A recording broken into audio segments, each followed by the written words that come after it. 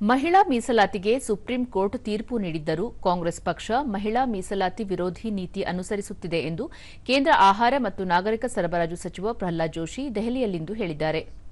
ಕಾಂಗ್ರೆಸ್ ಪಕ್ಷ ಮೊದಲಿನಿಂದ ಮಹಿಳಾ ವಿರೋಧಿಯಾಗಿಯೇ ನಡೆದುಕೊಂಡು ಬಂದಿದೆ.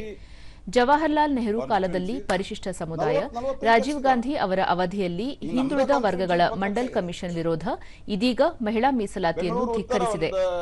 ಈ ಮೂಲಕ ಕಾಂಗ್ರೆಸ್ ಹಾಗೂ ಇಂಡಿ ಒಕ್ಕೂಟ ದೇಶದ ಜನರ ವಿಶ್ವಾಸ ಕಳೆದುಕೊಂಡಿದೆ ಎಂದರು. ಜನಗಣತಿ ಆಧಾರಿತವಾಗಿ ಕ್ಷೇತ್ರ ಪುನರ್ ವಿಂಗಡಣೆ ಮಾಡಿದರೆ ದಕ್ಷಿಣ ರಾಜ್ಯಗಳು ಸಣ್ಣ ರಾಜ್ಯಗಳಿಗೆ ಅನ್ಯಾಯವಾಗಲಿದೆ ಎಂದು ಕಾಂಗ್ರೆಸ್ ದಾರಿ ತಪ್ಪಿಸುವ ಕೆಲಸ ಮಾಡುತ್ತಿದೆ. ಕರ್ನಾಟಕ, ತಮಿಳುನಾಡು, ಕೇರಳ ಹೀಗೆ ದಕ್ಷಿಣದ ಎಲ್ಲ ರಾಜ್ಯಗಳಿಗೂ ಲೋಕಸಭಾ ಕ್ಷೇತ್ರಗಳ ಸಂಖ್ಯೆ ಸಹಜವಾಗಿ ಹೆಚ್ಚಲಿದೆ. ಹೀಗಿದ್ದರೂ ಕಾಂಗ್ರೆಸ್ ಪಕ್ಷ ವಿನಾಕಾರಣ ರಾಜಕಾರಣ ಮಾಡುತ್ತಿದೆ ಎಂದು ತಿಳಿಸಿದರು. ಶಾಸನ ಸಭೆಗಳಲ್ಲಿ ಮಹಿಳೆಯರಿಗೆ ಶೇಕಡ 33ರಷ್ಟು ಮೀಸಲಾತಿ ಕಲ್ಪಿಸುವ ಮಸೂದೆಯನ್ನು ಕಾಂಗ್ರೆಸ್ ವಿರೋಧಿಸುವ ಮೂಲಕ ತಾವು ಮಹಿಳಾ ವಿರೋಧಿ ಎನ್ನುವುದನ್ನು ಸಾಬೀತುಪಡಿಸಿದೆ. ಇದರ ಜೊತೆಗೆ ಪದೇ ಪದೇ ದಕ್ಷಿಣ ಭಾರತ, ಉತ್ತರ ಭಾರತ ಎಂದು ವಿಭಜಿಸುವ ಕೆಲಸ ಮಾಡುತ್ತಿದೆ.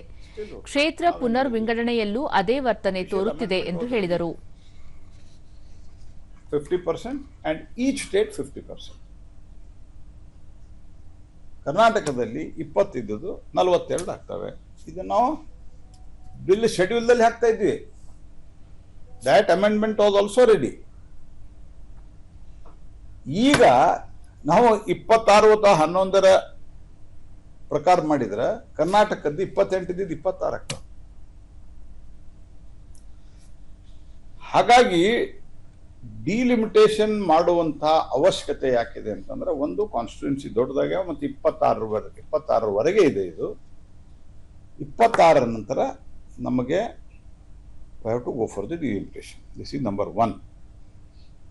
ಡಿಲಿಮಿಟೇಷನ್ ಇಲ್ಲ ಯಾಕೆ ಮಾಡೋದಿಲ್ಲ ಅಂತ ಕೇಳ್ತಾರೆ. ಇವ್ರು ಏನ್ ಹೇಳ್ಬೇಕು ಪ್ರಿಯಾಂಕಾ ಗಾಂಧಿ ಅವ್ರಿಗೆ? ಹಿಂಗೆ ಪೆದ್ದಾಗಿ ಮಾತಾಡಿದ್ರೆ ಏನ್ ಹೇಳ್ಬೇಕ್ರಿ? ಎರಡನೇದ್ದು, ನಂಬರ್ ಜಾಸ್ತಿ ಆದ್ರೆ ಉತ್ತರ ಪ್ರದೇಶದಾಗ 120 ಆಗ್ತಾವ. 2011ರ ಜನಗಣತಿ ಆಧಾರಿತವಾಗಿ ಕ್ಷೇತ್ರ ಪುನರ್ ವಿಂಗಡಣೆ ಮತ್ತು ಮಹಿಳೆಯರಿಗೆ ಶೇಕಡ 33ರ ಮೀಸಲಾತಿ ಎರಡನ್ನೂ ಕೇಂದ್ರ ಸರ್ಕಾರ ಒಟ್ಟಿಗೆ ತೆಗೆದುಕೊಂಡಿದೆ. ಇದರಿಂದ ಕಾಂಗ್ರೆಸ್ ಜನರ ವಿಶ್ವಾಸ ಕಳೆದುಕೊಳ್ಳುವ ಭೀತಿಯಲ್ಲಿದೆ. ಲೋಕಸಭೆಯ ಈಗಿರುವ 543 ಸ್ಥಾನಗಳಿರಲಿ ಅಥವಾ 850 ಸ್ಥಾನಕ್ಕೆ ಏರಿಕೆಯಾಗಲಿ, ಮತದಾರರು ಅವರೇ ಎಂದು ಹೇಳಿದ ಅವರು, ಒಂದೊಂದು ಕ್ಷೇತ್ರದಲ್ಲಿ 40 ರಿಂದ 50 ಲಕ್ಷ ಮತದಾರರಿದ್ದಾರೆ.